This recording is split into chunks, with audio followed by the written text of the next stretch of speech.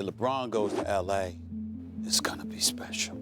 If LeBron goes there, it'll be a show again.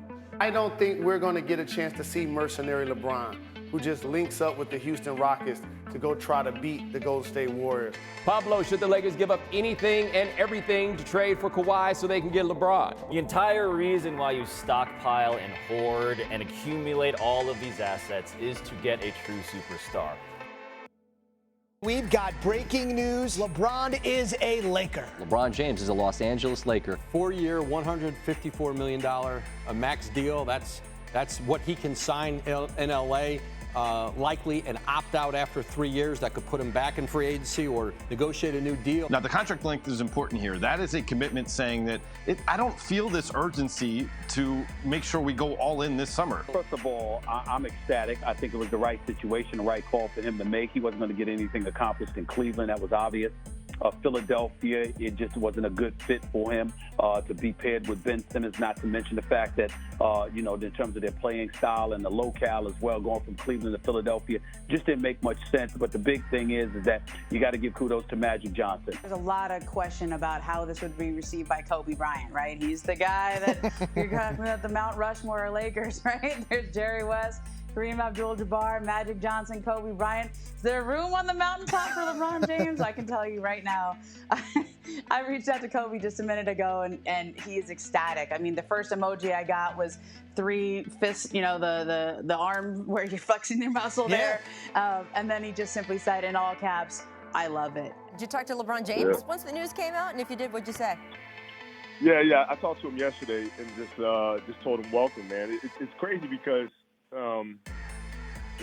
we've played together on several Olympic teams and have been around each other for All-Star games and things of that nature. And I've always talked about getting together and working out, doing that sort of stuff, but never ever really materialized because, I have my stuff going on here in LA. He was doing his thing in Cleveland and Miami.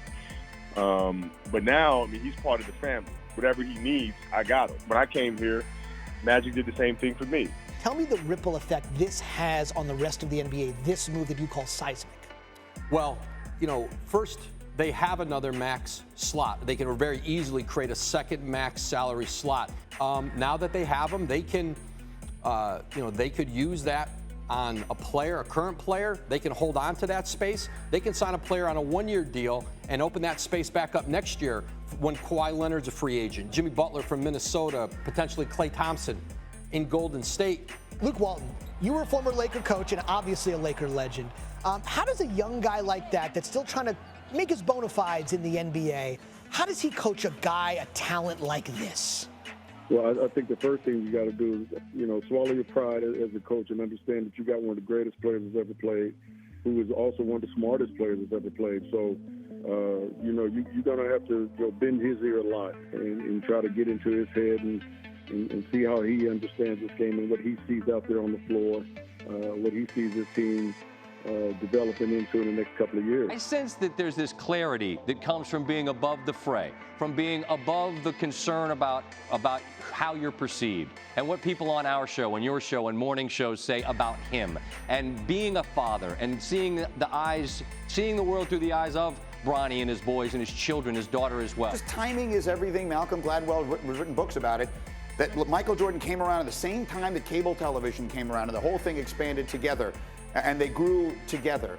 LeBron James coming around at the same time as the explosion of social media, and he has figured out how to use that, and he will be the first one to sort of blaze this trail for so many others who will follow. Absolutely, and this is bigger than basketball. The Los Angeles Lakers aren't favorites to win the championship next year. We still got to see growth from Kyle Kuzma and Brandon Ingram and Lonzo Ball, and we saw a lot of the moves they made during the offseason. But for LeBron, this is actually the perfect landing spot at this point of his career as a farewell. LeBron James may be in the NBA when his son becomes a member of the league. How about that? That's and cool. That can happen as he plays in Los Angeles under Magic Johnson, as he alluded to. The one thing that you kind of mentioned earlier, but Magic ain't in uniform. Right. That's the one thing. So Laker fans, and there are people that are stupidly defacing murals that have LeBron James' face on them, they ultimately want to see championships. So you can control the narrative and the message. It's going to be interesting to see if they're able to get that accomplished. At the end of the day, guys that love to play ball, I love that. I mean, eyebrows is always going to get raised when my name is involved anyway, so it shouldn't even be a surprise.